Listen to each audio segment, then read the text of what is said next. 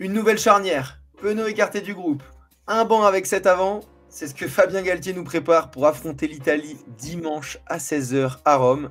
Et on espère bien se relancer depuis notre dernier match contre les Anglais qu'on a perdu 26-25. Et moi j'ai encore mal à la tête depuis cette défaite, j'arrive plus à compter, Elios, combien de changements dans la compo depuis le dernier match. C'est pas compliqué, Thomas, c'est un tiers de l'équipe, c'est 5 titulaires sur 15 qui ont été changés, et même, je dirais plus, 10 joueurs sur l'effectif des 23 qui sont sur la feuille de match qui ont été changés entre le match contre l'Angleterre et celui auquel on va assister contre l'Italie, donc c'est assez énorme. Et pourquoi on a changé autant de joueurs dans la compo? Justement, on va essayer d'y répondre, on va essayer de lire plus clair dans le jeu de Fabien Galtier, mais en général, quand ça va pas, on fait des changements, et après la défaite contre les Anglais, on essaie de rectifier la mire. Ouais, mais alors il y a aussi des blessures, des retours de blessures. Peut-être qu'on peut commencer par ça. Il y a Thibaut Flamand qui rentre en deuxième ligne parce qu'il est revenu de blessure. Il n'avait pas pu débuter le tournoi avec l'équipe de France, le deuxième ligne toulousain. Et puis tu as Manimé Afou au poste de numéro 5 qui lui s'est blessé. Et donc c'est assez logiquement Michael Guillard qui rentre en numéro 5. Guillard, le Lyonnais qui a joué en top 14 ce week-end et qui était en grande forme. Petite raclée contre La Rochelle, voilà. Au passage, une petite balle contre les Rochelais. Et du coup, ça envoie Roumat sur le banc. Ouais, écoute, ça c'est.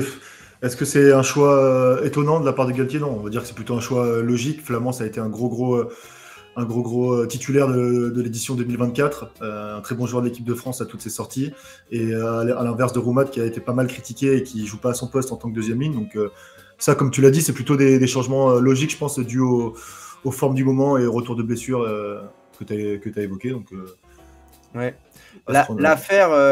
L'affaire, en tout cas, ce qui fait le plus de bruit, je pense, dans cette compo, j'ai envie d'en parler tout de suite, c'est Penaud qui s'est fait sortir du groupe France parce qu'il se fait reprocher, je crois, un manque d'engagement, notamment aux entraînements et dans son match contre l'Angleterre, un manque de combativité. Donc, c'est Théo Atisogbe qui va le remplacer au poste de numéro 14, lui qui avait brillé au début du tournoi avec un doublé contre le Pays de Galles.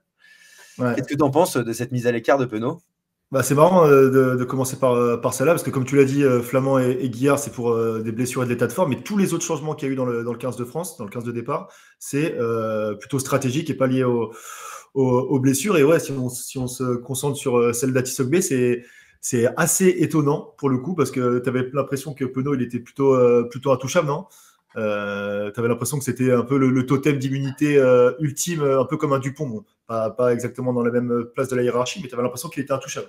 Hallucinant. Et c'est le mec qui a un essai de battre le record d'essai de l'équipe de France. Donc tu te dis, voilà, contre les Italiens, peut-être que c'est le bon match. Enfin, en tout cas, peu importe le match, Penaud, il peut marquer. Mais waouh, ça a dû faire bizarre à Marcoussis. Enfin, c'est une grosse décision, ça. Ça a dû faire bizarre, ouais, parce que je pense que tu as quand même pas mal de joueurs de l'équipe de France qui étaient rassurés, ne serait-ce que par la simple présence de Penaud. Il faut le rappeler, il a été écarté parce que le staff lui reprochait qu'il n'était pas assez investi dans les séances d'entraînement notamment.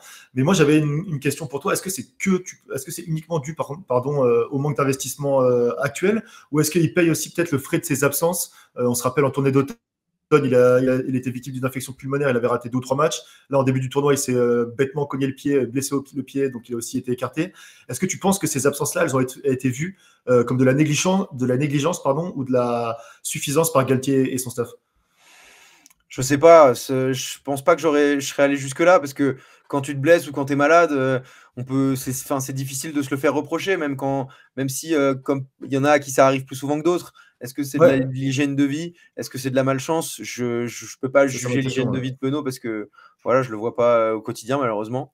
Mais Damien, si tu nous écoutes, on peut devenir copains, mais tu pourras nous en dire plus.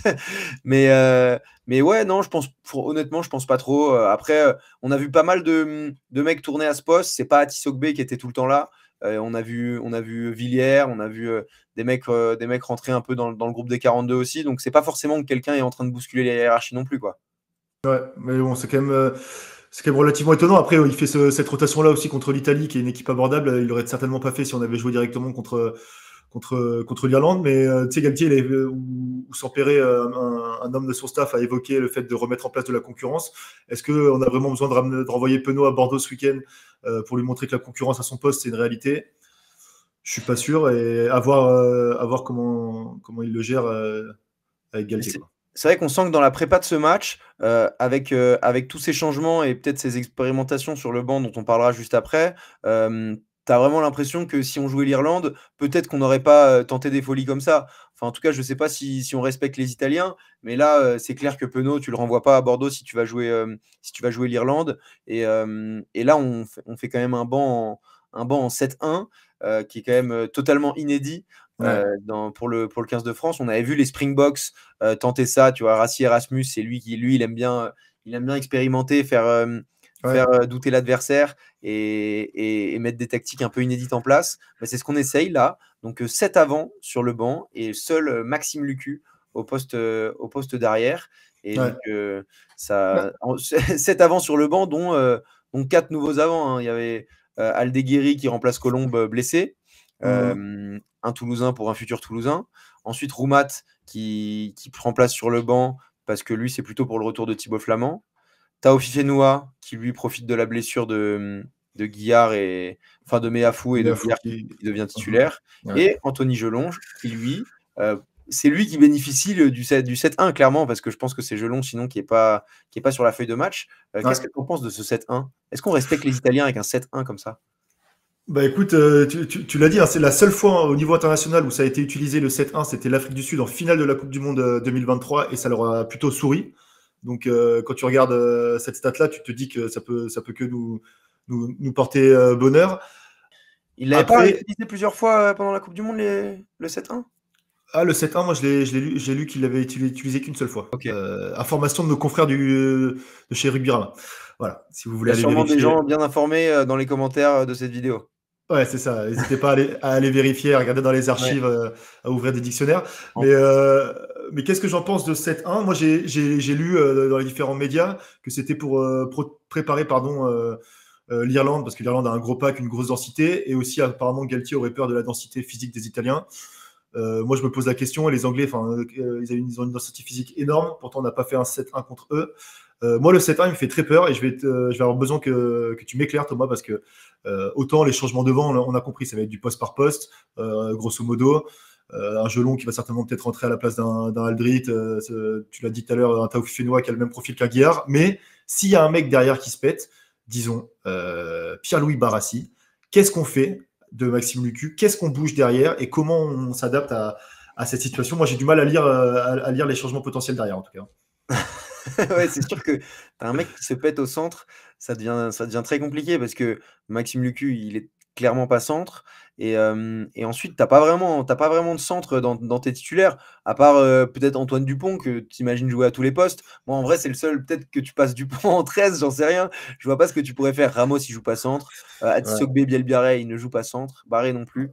Ils ont d'autres polyvalences, tu vois. Plutôt, potentiellement, Bielbiaré, Atisogbe, ils peuvent jouer 15 et Barré peut jouer 10. Mais c'est sûr que tu te blesses au centre, ça compliqué. Je pense que l'option pour un centre, ça serait plutôt de faire rentrer un avant au centre, à savoir Boudéan, qui lui a joué au rugby à 7, qui, on s'en souvient, l'année dernière, il avait potentiellement pu dépanner aussi au centre. Il avait fait des fins de match au centre avec l'équipe de France.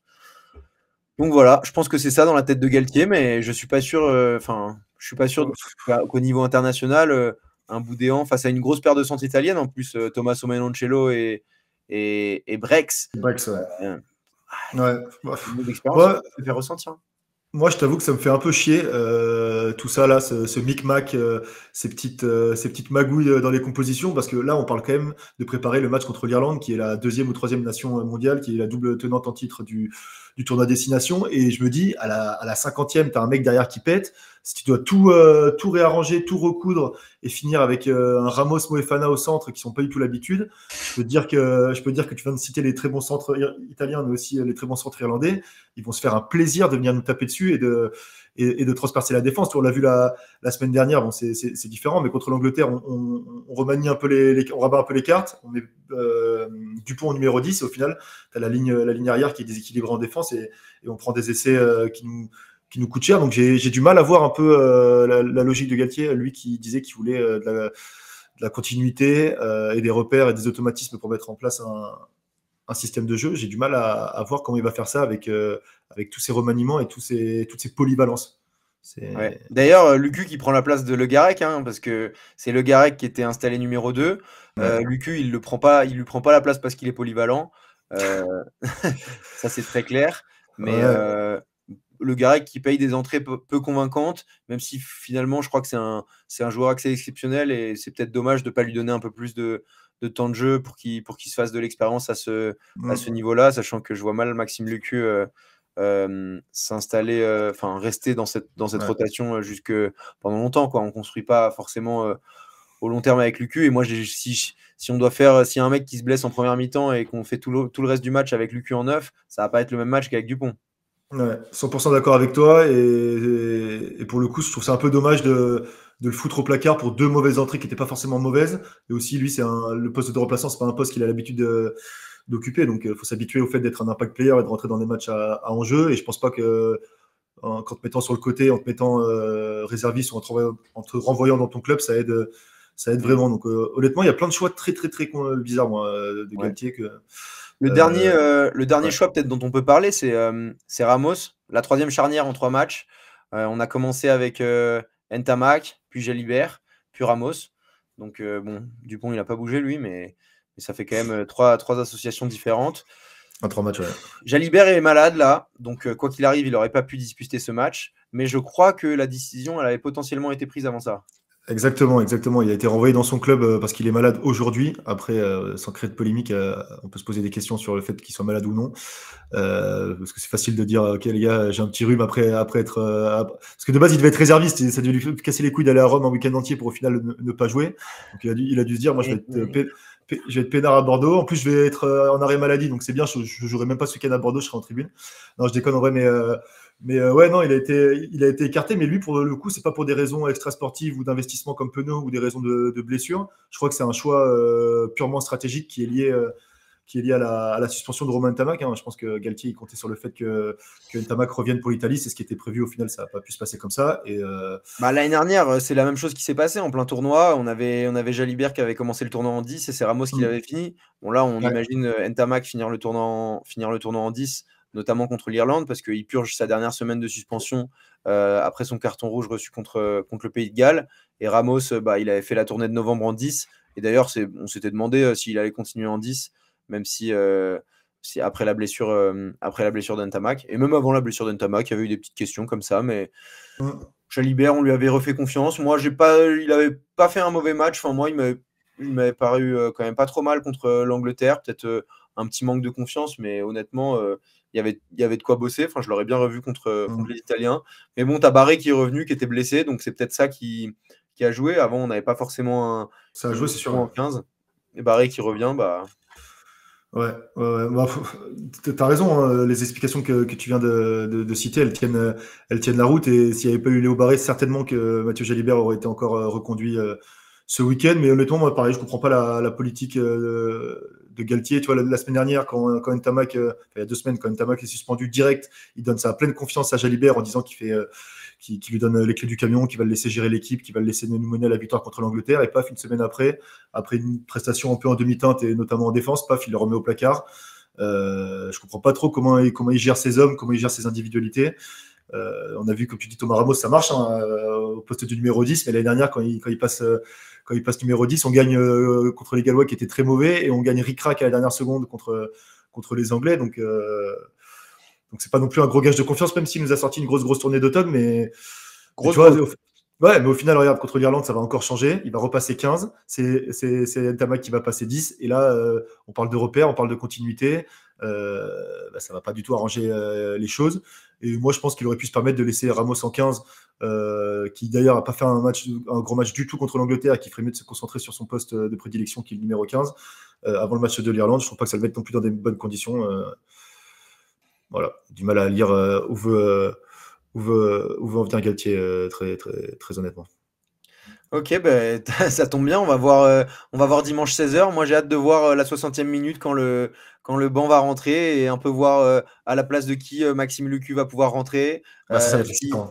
si jamais c'est un Gégou qui va passer au centre ou un Boudéan, hâte de voir tout ça.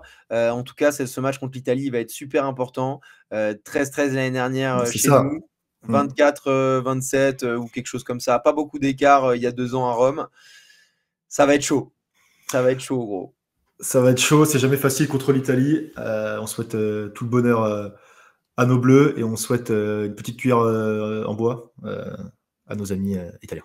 Mais non, ça va être pour les Gallois, gros. Bon, en tout cas, on se donne rendez-vous la semaine prochaine pour le débrief de ce match et la préparation du match contre l'Irlande. On espère qu'on va pouvoir faire des folies ce week-end. Et voilà, n'oubliez jamais, le rugby show, bah, c'est chaud, gros. Oh, Fabien, arrête, c'est pas la foire à la saucisse. Oh, déjà Hubert, il vient même pas pour manger les tagliatelles.